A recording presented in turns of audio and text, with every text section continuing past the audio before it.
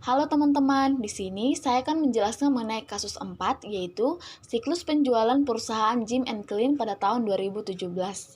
Tapi sebelum itu, saya akan memperkenalkan diri saya terlebih dahulu. Nama saya Romasi Novita Sariutaswait, saya kelas AK5A, dan dosen pengampu saya adalah Raya Puspitasari Hasibuan SE MSI. Pertama, kita akan membahas diagram konteksnya dulu.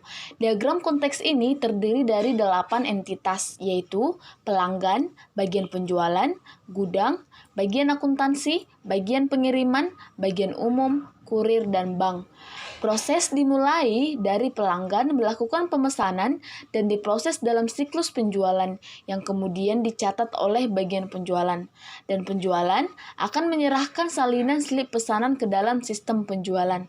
Selanjutnya, sistem penjualan mengirimkan slip pesanan ke bagian gudang dan bagian gudang akan mengupdate ketersediaan barang. Apabila barang tersedia, maka bagian gudang akan menyerahkan barang ke bagian pengiriman dan bagian pengiriman akan menyerahkan bill of lading ke sistem penjualan. Setelah itu, sistem penjualan akan menyerahkan salinan faktur ke bagian akuntansi, dan feedbacknya, bagian akuntansi akan mengirimkan penagihan pelanggan ke sistem penjualan. Selanjutnya, bagian umum akan menerima cek dan slip dan menyerahkan slip pemberitahuan ke sistem penjualan. Begitu juga dengan bank akan menerima pembayaran dan kemudian mengirim bukti pembayaran ke sistem penjualan. Setelah itu, kurir akan menerima barang dan slip yang akan dikirimkan ke pelanggan. Selanjutnya adalah data flow diagram level 0. Pelanggan melakukan pesanan penjualan kepada entry pesanan penjualan, kemudian entry pesanan penjualan mengirim salinan pesanan penjualan berupa faktur ke gudang untuk dikirimkan sesuai dengan pesanan yang diminta.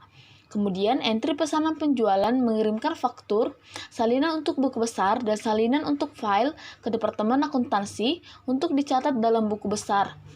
Pihak pengiriman barang akan mengeluarkan salinan pengeluaran persediaan untuk dikirim ke Departemen Akuntansi, dan pengiriman barang juga akan mengeluarkan 2 salinan bill of lading dan slip pengepakan barang yang akan dikirimkan ke kurir.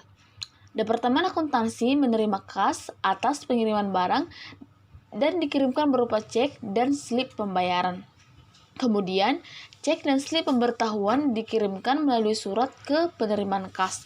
Lalu, penerimaan kas mengirimkan cek dan slip pemberitahuan pembayaran ke bank, dan bank akan mengirimkan slip setoran ke Departemen Akuntansi. Selanjutnya adalah data flow diagram level 1. Pelanggan melakukan pemesanan penjualan yang kemudian diproses oleh sistem persediaan barang. Kemudian, sistem persediaan barang akan mengecek ketersediaan barang di gudang. Apabila barang tersedia, maka pesanan penjualan akan dicatat dan dilakukan pengepakan. Data flow diagram level 2. Setelah dilakukan pengepakan, kemudian dilakukan verifikasi kesesuaian pesanan dan memeriksa apakah jumlah pesanan sudah sesuai atau belum. Jika sesuai, maka akan dilanjutkan. Yang selanjutnya adalah data flow diagram level 3. Pesanan pelanggan yang sudah diterima atau dilanjutkan akan dilakukan validasi. Apabila pesanan penjualan lengkap, maka master data pesanan penjualan dan master data persediaan akan otomatis terupdate. Lalu, tanda terima pelanggan dan pemberitahuan pesanan penjualan akan dikirimkan ke pelanggan. Selanjutnya adalah flowchart. Proses dimulai dari pelanggan melakukan pemesanan dan bagian penjualan akan mencatat pesanan dan memberikan pesanan tersebut ke staf administrasi bagian penjualan untuk membuat dan mencetak bagian pesanan penjualan menjadi 7 bagian.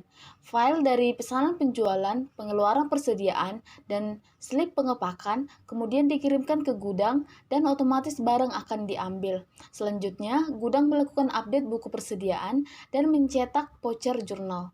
Voucher jurnal tersebut kemudian dikirimkan ke bagian akuntansi. Slip pengepakan, pengeluaran persediaan, dan pesanan penjualan kemudian dikirim ke bagian pengiriman. Setelah itu, staf administrasi akan mengupdate file daftar pengiriman dan membuat serta mencetak 2 salinan bill of lading.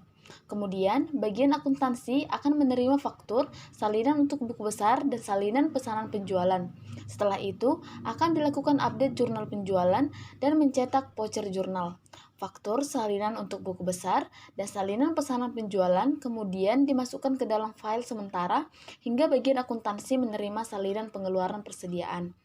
Pada bagian kurir akan menerima slip pengepakan dan salinan pengeluaran persediaan yang kemudian dikirim ke bagian akuntansi untuk menambah harga di file penetapan harga dan menagih pelanggan.